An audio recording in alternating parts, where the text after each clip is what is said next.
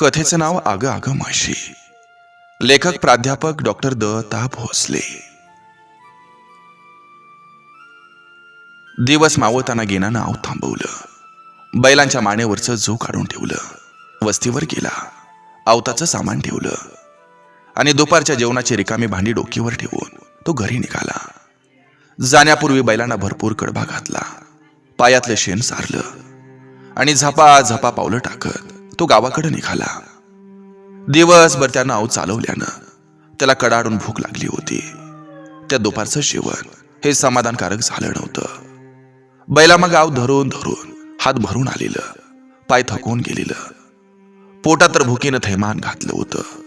कधी एकदा घरी जातोय आणि गरमागरम 3-4 भाकरी हादळतोय असं त्याला झालं होतं. पोटातल्या भुकीकडे जरा दुर्लक्ष व्हावं म्हणून त्यानं तोंडात तंबाखू धरली. सगळं तो गावाच्या वेशी जवळ आला. ए गेनाबा, गेनाबा, अरे पान खायला इके, अरे ये. असं वेशीवर असलेल्या हॉटेलातून त्याला कोणीतरी हाकारलं. नाही येत आता, जेवायचंय घरी जाऊन, असं म्हणून त्यानं पुढं पाऊल टाकलं. गेना घरी आला तर त्याची बायको बायचा दळण निवडत होती. डोक्यावरची रिकामी भांडी ठेवून त्यानं म्हटलं, ए अगं भाकरी झाली का? अगं भुका लय लागल्यात. अहो हे काय दळण करतीया, आता आणते गिरणीतनं. आता हिला काय करावं? अगं मग काय इतका वेळ कोर्टात गेलती का काय? आता कवा दळण यायचं, कवा भाकरी करायची आणि कवा म्या खायची? निमी रात होऊन जाईल. अहो त्याला कितीसा वेळ लागतो या? अहो बसा खिनभर. तिनं समजुतीच्या सुरात नवऱ्याला सांगितलं. अगं ही तर पोटात आग भडकली या. दिवसभर घरात पसरली असशील, तेवढा स्वयंपाक येळवर करता येत नाही आ? हे बघा तुम्ही तुमचं तोंड बंद करा पहिल्यांदा. अहो मस्त सकाळपासून 3-4दा हादरलंय तुम्ही. अहो तरी बारक्या पोरासारखं करायचं म्हणजे काय म्हणावं आ? बायजालाही राग आला. रागाच्या भरात आपल्या नवऱ्याचा खादाडपणा तिनं असा उतारला होता. हे बघ दिवसभर इथं कामं करायची असतात, नुसतं खाऊन घरात लोळायचं नसतं या आ? गेनानं पुन्हा एक टोमणा तिला मारला. तर लय दिवं लावलं कामाचं. मी आता बघतेच हाय की, आणि मी दिवसभर लोळते म्हणावं तर ही तुमची पोरं कोण सांभाळतं या? अहो घरात सारवान आहे, पाणी आहे, काटूक आहे, दळण कांडून हाय. हे कोण करतं? तुम्ही करता का तुमची आणखी कोण करते? फणकाऱ्यानं बायजा थरथरत होती. तिच्या जीभवर आलं होतं आईचं नाव, पण तिनं आवडतं घेतलं होतं. पण वाक्य तोडलं तरी गेनाला अर्थ समजलाच होता. तुला सांगतो या, आईचं नाव काढू नको, हाड मोडून काढीन तुझं, येतंय लक्षात? त्यानं डाफरलं. आवाजलं मग पियाळ ऐकलंय म्या. थांबायचं असेल तर थांबा, नाही तर जा बाहेर. हे बघा कामात विनाकारण खोळांबा नको माझ्या, नीट सांगते तुम्हाला. आणि तिनं कसं बस दळण निवडून दळण्यासाठी पोरी सवय दिलं. बायकोनं इतका पान उतारा केल्यावर कशाला थांबायचंय? कशाला जेवायचं? जेवलं नाही तर काय मरत नाही. आपण आज उपाशी राहायचं. तिला एकदा अशी आदल घडवली पाहिजे असं मनाशी ठरवून त्यानं शेजारचं पांगोटं डोक्यावर आदळलं आणि दना पाय आदळत तो रागानं घराबाहेर पडला. जाताना तना करीत गेना बाहेर पडला. त्याला कुठं जावं असा प्रश्न पडला. तो मारुतीच्या देवळात बसला. 4 लोकांबरोबर पान खाल्लं, पण पोटातली भूक काही राहिना. त्याच्या मनात आलं, आईला हॉटेलात जाऊन चांगलं चापून खाऊन यावं. हा, तो उठला. वेशीला लागून सदा परटाचं हॉटेल होतं. तिथं जाऊन बाकड्यावर बसला आणि सदाला म्हणाला, ए सदा, काय खायला हाय का नाही? काय असेल दे लवकर. दिलं का? ए आबा, अरे सध्याच्याला भाज्याचा तुकडा बी नाही आणि चिवड्याचा कण सुधिक नाही. अरे मी 2 दिवस नव्हतो, मालच केला नाही बघ. परटानं तोंड वाकडं करत म्हटलं, तू तुझ्या फडवीच्या लगा भूक लागली होती म्हणून आलतो तुझ्याकडं. जळफळत तो उठला. उठता उठता म्हणाला, अरे पाणी तर दिगालाच बर, देतोय का नाही? सदा परटानं 2 ग्लास माठात बुडवलं. ते भरून आबाच्या समोर धरलं. गेना पुन्हा बाकड्यावर बसला. तोंडाला ग्लास लावला. तो रिकामा केला. दुसरा तोंडाला लावला, तोही त्यानं रिकामा केला. तिसरा भरून घेतला, तोही मोकळा केला. सदापरीट त्याच्याकडे वासूनच बघायला लागला. चौथा ग्लास भरण्यासाठी गेना उठताच सदा म्हणाला, ए बाबा, चहापुरतं तर राहू दे पाणी, पुन्हा अंधाराचं पुन्हा आणावं लागेल मला, भास्कर. आणि गेनानं ग्लास खाली ठेवला आणि 2 फुल कप चहा देण्याची ऑर्डर त्यानं फरमावली. सदापरटानं दिलेला चहा घेतला, मिशावरून हात फिरवला, तरी गेना पुटपुटला, काय बरं दिसत नाही, पाण्यानं कुठं भूक राहती या, लागली पोटात आग पडायला. हॉटेलातून तो देवळात गेला. शनिवार होता. मारुतीला कोणीतरी नारळ फोडेल, नैवेद्य दाखवेल असं त्याला वाटलं होतं. बराच वेळ देवळाजवळ आशाभूतपणे बसला, पण कोणीच काही आणलं नाही. गेना हिरमुसला आणि तिथून तो तडक भिका पाटोळ्याच्या घरी गेला. त्याच्या मनात होतं, हा, ही नेमकी जेवणाची वेळ आहे.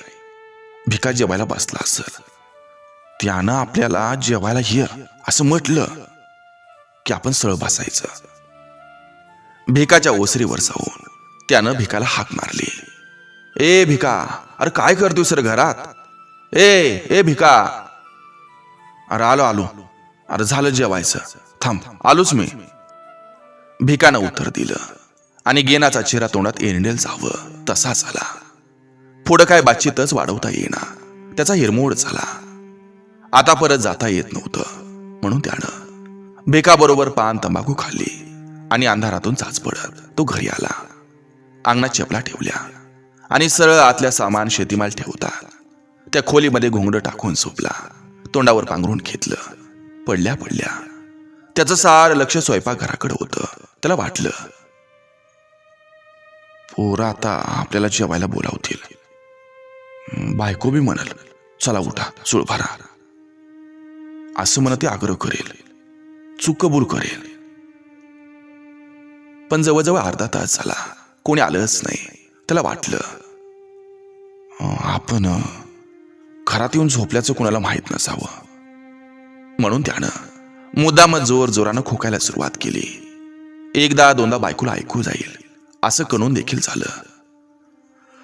अगं आय ग, काय अंग दुखतं या, आय आय आय आय असं विवळायला लागला, चांगला मोठा आवाज काढून. पण तरीही बायकोचं आमंत्रण नव्हतं. पोरगी पोरगा कोणीच त्याच्याकडे फिरकेना. पडल्या पडल्या गेणानं स्वयंपाक झाला नसावा, म्हणून ती बोलत नसावी असा विचार केला. स्वयंपाकघरात कसलाच आवाज नव्हता. पण थोड्याच वेळात, ए पोरे, देऊ का ग भाकरी तुला, आमटी देऊ का दूध घालून देऊ, सांगी बाई लवकर. असं थोरल्या पोरीला बायकोनं डाफरलं होतं. ते त्यानं ऐकलं होतं, म्हणजे जेवण तयार झालं होतं. थोड्या वेळात पुन्हा आवाज आला, ए पोरे, भरलेलं वांगण आहे आता, उलीसच राहिलं या. त्याच्या बायकोचा आवाज होता. अरे तिच्या मारे, आपल्या आवडीचं वांग केलंय तर. तो मनातल्या मनात म्हणाला, हा, आता ती आली की असा तुटून पडतो त्या वांग्यावर की बास. त्यानं पक्क ठरवलं. तोंडावरचं पांघरून जरासं दूर केलं. शेंगा भाजल्याचा वास आला. त्याचं नाक खवळलं. हायला, आता हिनं ठरवलं तरी काय नेमकं, मला आवडतात म्हणून शेंगा भाजल्या का मला खिजवण्यासाठी. तो अंधारातच फुटफुटला आणि इतक्यात कुणाच्या तरी पावलं वाजल्याचं त्यानं ऐकलं. आली वाटतं बोलवायला आली. सुरुवातीला जरा मुद्दामच आडवेड घ्यायचं, असं म्हणून त्यानं पटकन तोंडावर पांघरून घेतलं. मंद घोरण्याचा आवाज सुरू केला. पण दाराजवळून बायजा दुसऱ्या खोलीतच गेली होती. तिकडून ती सरळ स्वयंपाक घरात गेली. त्याचा हिरमोड झाला. फाईले मी फलतीच ताटली की, पण मी बी काय कमी नाही, बोलवल्या बिगर उठणारच नाही. असं तो आवाज न करता पुटपुटला. थोड्या वेळानं तो पुन्हा खाकरला. तरीही कोणी आलं नाही, म्हणून त्यानं मुद्दामच पोरीला एक हाक मारली, ए कमळे, प्यायला जरा पाणी आणलं का. कमळी उठली. पाण्याचा तांब्या घेऊन बापाजवळ गेली. तिच्या मागोमाग 2-2.5 वर्षाचं दिप्या नावाचं पोरग जेवता जेवताच गिनाकडे गेलं. गिनानं पांघरून काढलं. तांब्या हातात घेतला. काहीतरी विचारायचं म्हणून त्यानं विचारलं, ए पोरे, तू जेवलीस का? होय आबा, आता जेवली. आताच वांग भाकर खाल्ली. असं जावं आणि 2 भाकरी दुधात काढून हाणाव्यात असं त्याला वाटलं. ए आबा, पी की पाणी, असं पोरीनं म्हणताच तो भाणावर आला आणि तोंडाला तांब्या लावून खटाखटा पिऊन तो संपवला आणि पुन्हा पांघरून घेऊन पडला. दोन्ही पोरं माघारी गेली. बराच वेळ झाला. जेवण वेळ टळत आली. बायजा आता हाक मारल, मग हाक मारल असं त्याला वाटायचं. पण अजून तिनं बोलावलंच नव्हतं. त्याचा धीर गळत चालला. भूक वाढत चालली. पायात गोळ यायला लागलं. पाण्यानं नुसतंच पोट भरलं. बोलावती का तसं झोपावं लागतं कुणास ठाऊ असंही त्याला वाटलं. तो अगदी कानात प्राण आणून लक्ष देऊन होता आणि तेवढ्यात पोरीची हाक आली. ओ आबा, आबा. गेनाला वाटलं पोरीकडून निरोप पाठवते वाटतं. असं उठणार नाही मी, मला बी काय हाय का नाही. पोरगी खोलीच्या उंबरट्यावर आली. ओ आबा, आबा. आईनं विचारले की उद्या खुरपायला बाया सांगायचेत का? गेना मनात म्हणाला, बोंबला, हिला खुरपानाचं आठवलं या, आणि आमच्या पोटा पाण्याचं काय ध्यानात नाही वाटतं. आणि तोंडावर पांघरून घेऊन घोरण्याचं सोंग करायला लागला. थोडा वेळ वाट पाहून पोरगी परत आईकडे गेली.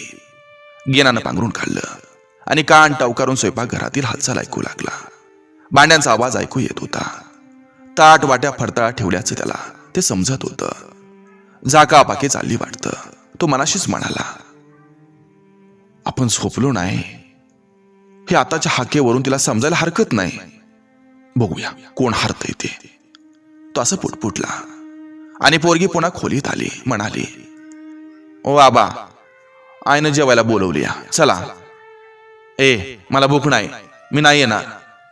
तो पुन्हा गुरगुरला. बाबा, स्वयंपाक झाला एका वाशेस, चला की, असं ती म्हणाली. ए पोरे, नाही जेवलं तर काय माणूस मरत नाही, नाही येत मी. तो गरजला. त्याबरोबर पोरगी फेदरली. ती माघारी फिरली आणि तिनं आईला सांगितलं. आता ही येणार असं गेनाला वाटलं. पण बराच वेळ झाला, आलीही नाही आणि पोरगीला पुन्हा पाठवलंही नाही. त्याच्या मनात आलं, आईला आता पुन्हा जर बोलावलं नाही तर मातूर पंचायत होणार आपली. मागाच गेलो असतो तर बरं झालं असतं. आपली बायको बी लय हाटवाती आहे, कदाचित पुन्हा बोलावणार बी नाही. आणि तो ताडकन उठला. उगीच बाहेर आला. कुणीकडे न बघता अंगणात आला. उगीच थुंकला. म्हशीपुढची वैरण नीट केली. क्षणभर बाहेरच थांबला. पुन्हा झोपायच्या खोलीकडे निघाला. आता जाताना तरी ती आग्रह करेल असं त्याला वाटलं. त्यासाठी तो मंद पावलाने निघाला. पण खोली जाऊन पडेपर्यंत कुणी अटकलं नाही. पुन्हा तो घोंगड्यावर पडला. त्याची तळमळ सुरू झाली. आता फार अंत बघायला नको म्हणून शेवटी बायचा उठली आणि उंबरट्यावर आली. कमरेवर हात ठेवून नवऱ्याला म्हणाली, चला की, उठा, जेवून घ्या. तुला सांगितले ना म्या, मला नाही जेवायचं. तो फुरंगटून बसला. मागाशी भूक लागली होती तुम्हाला, आणि आता कशी नाही? तुला सांगितलं ना व मला जेवायचं नाही. लहान पोरासारखं करणं सोपतं का तरी व? तो गप्पच बसला. तुम्हाला किती आग्रह करावा? चला म्हणते ना मी, उठा. तिनं पुन्हा असं म्हटलं, नाही येत मी. तो रागानच म्हणाला, येळ झाला या, जेवून झोपा तुम्ही. तिनं आजीजीनं सांगितलं. तुला सांगितले ना म्या नाही जेवायचं म्हणून. त्यानं मोठ्यानं डाफरलं. बघा बरं का, उठा म्हणते मी तुम्हाला. नाही उठत मी, जा. नाहीतर बसा. माणसानं लय भाव खाऊ नये. अगदी जावाई रुसावाना तसा रुसता या तुम्ही. आणि माझं तर काय अडलं या, मी बी जेवत्यान झोपते, बसा उपाशी तुम्ही. आणि फनकार्यानं ती निघून गेली. ती गेल्यावर गेला विचार करत बसला. एकदा तिला इंगा दाबायच पाहिजे होता. लई शिरजोर करते या, तोंडाला येईल ती भक्ती या. आणि तो पांघरून घेऊन पडला. त्यानं डोळं मिटलं. इकडं बायजानं स्वतःचं ताट केलं, जेवण घेतलं. झाकापाकी केली. उरलेलं सारं फडताळा झाकून ठेवलं. तिलाही नवऱ्याचा आता राग आला होता. इतक्या वेळा सांगूनही त्याचा राग कमी झाला नसल्यानं त्याची एकदा खोडकी जिरवायची असंच तिनं ठरवलं. म्हणून तिनं सारं फडताळ ठेवून त्याला कधी नव्हे ते कुलूप लावलं आणि गोदडी टाकून झोपी केली. गेनानं डोळं मिटून झोपेची आराधना केली. मनातल्या मनात आकडं मोजलं. तोंड उशीत घालून पालतं झोपून बघितलं. गळ्यापर्यंत पांघरून घेतलं. दिव्याचा त्रास होत असल्यानं झोप लागत नसावी म्हणून दिवाही विझवला. गच्च पापण्या झाकल्या. डोळ्यावर आडवा हात झाकला. पण झोप म्हणून लागेच ना. पोटात भुकीनं थैमान घातलं होतं. आतडी कुरतल्यासारखं वाटत होतं. त्यानं एक हात पोटावर फिरवला. भलतच खपाटीला गेलं होतं. पोटात काहीतरी घातल्याशिवाय झोप यायची नाही असं त्याला वाटलं. क्षणभर त्याला वाटलं आयला जेवायला पाहिजे होतं. तिच्यावर राग आणि उपासमार आपली. आता अख्खी रात जायची. सकाळी मिळाली तर मिळेल भाकरी, नाहीतर नुसता चहा. म्हणजे लयच तारांबळ. काय करावं बरं. डोळं मिटून झोप येत नाही म्हटल्यावर तो उठला. खायला काहीतरी मिळतंय का ते पाहायला लागला. खोलीत गच्च अंधार, काही दिसेना. कोपऱ्याला 2-3 पोती लावली होती. एक झाकलेलं कणगुलं लागलं. उशाजवळच्या कोपऱ्यात त्याला एक पोतं लागलं. त्यानं आत हात घातला आणि त्याला कमालीचा आनंद झाला. पोत्यामध्ये शेंगदाण्याची पेंड होती. चुरा केलेली पेंड पाहून त्याला हसू झालं. त्यानं 4 पातळ तुकडं उचललं आणि खायला सुरुवात केली. पहिला घास घेताच त्याला ते अतिशय खमंग लागली. तो मनात म्हणाला, बाईली मी काय खमंग लागतीया. तरी बैल एवढ्या चवीनं खातात हा. आणि त्यानं दुसरा तुकडा मोडला. कुडो कुडो आवाज करत त्यानं तो संपवला. कडक पेंडीचा तुकडा मोडून खाताना रात्रीच्या शांततेमुळं तो अधिकच आवाज व्हायला लागला. झालं आपलं काम. पोटभर पेंड खाऊया, नाहीतर शेंगदाणा आपण खातोच की. तेल नसलेलं दाणच हे खाऊया पोटभर, म्हणजे चांगली झोप तर येईल असा त्यानं विचार केला आणि पेंड मोडून खायला सुरुवात केली. अगदी मांडी घालून निवांतपणे भाकरी खावी तशी समोर घेऊन पेंड तो खात होता. सारे जण आता झोपले. कुणाचं भ्या नाही. पुन्हा सकाळी दिवसभर उपाशी म्हणून सांगायला काय हरकत नाही असं त्याच्या मनात आलं. हावरटासारखा तो खात होता. तोंड वाजत होतं. पेंडीचा आवाज होत होता. आणि अचानक एकदम आवाज आला, छव छव छव. या उंदरानं मेलं पिसाळलं या. रातभर झोप येऊ देत नाही. छव छव. तो दचकला. त्यानं तोंड बंद केलं.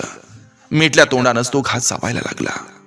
पण दुसऱ्या नावा घास घेताना पुन्हा आवाज आला, शव असा आवाज करत बायजा अंधारातून त्याच्या खोलीत आली. झटकन त्यानं आपलं तोंड बंद केलं आणि बसल्या जागेच तो उताना पसरला. तोंडात गच्च घास पांघरून ओढून घेतलं आणि घोरायला लागला. बायजानं दिवा आणला. साऱ्या खोलीत पाहिलं. पेंडीच्या पोत्यातली पेंड खाली पडलेली तिला दिसली. तिनं ती उचलली, पोत्यात भरली. आशानं रातीत पोतं खालास व्हायचं, दुसरं काय असं म्हणून ते पोतं तिनं उचललं, बाहेरच्या खोलीत आणलं.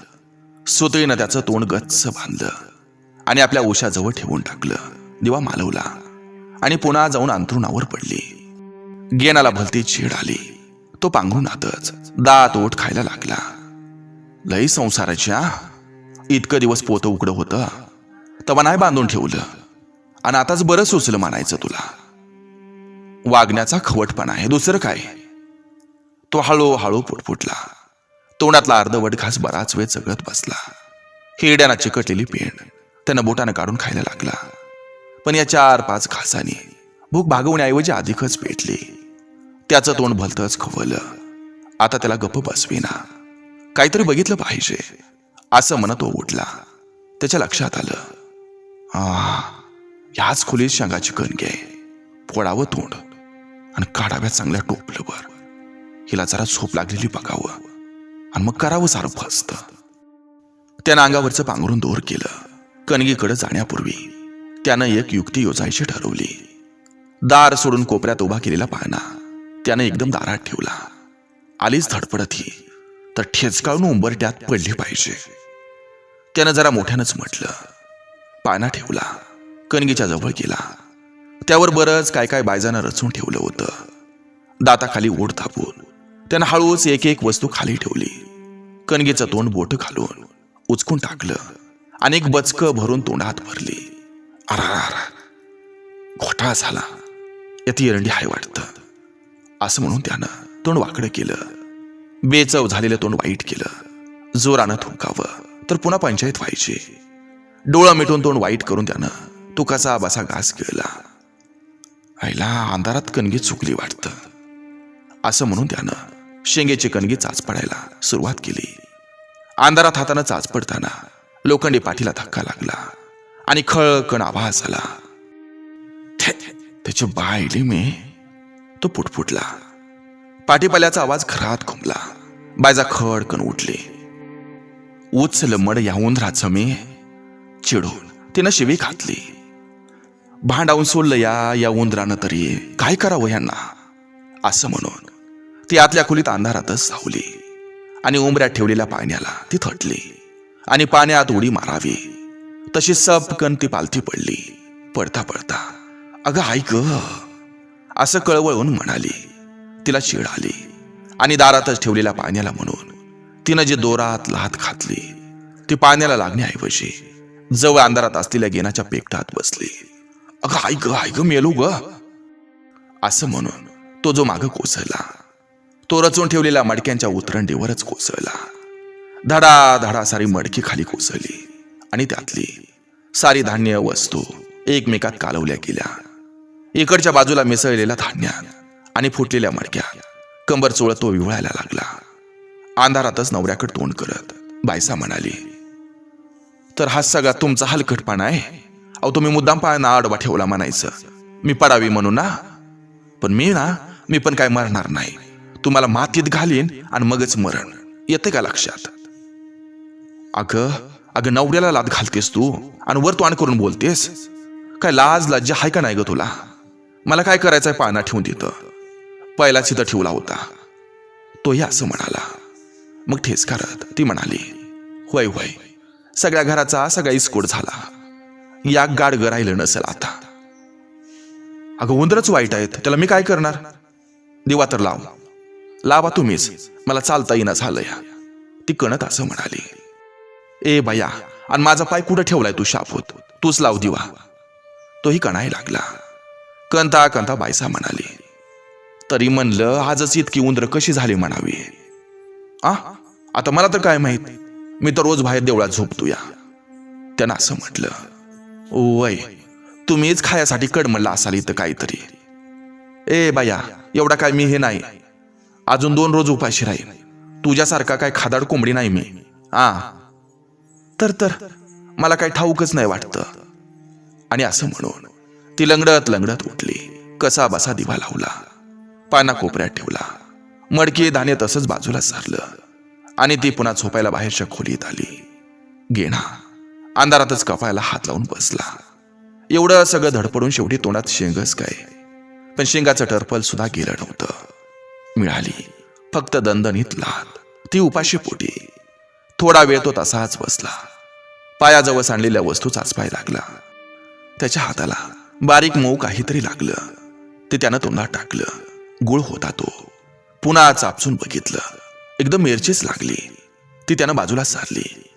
काय हाताला लागेल तो तोंडात टाकायला लागला. असं बराच वेळ तो बोकड चरावा तसा खात होता. तरी भूक काही कमी झालीच नव्हती. त्यानं कान टवकारलं. बायको घोरत होती.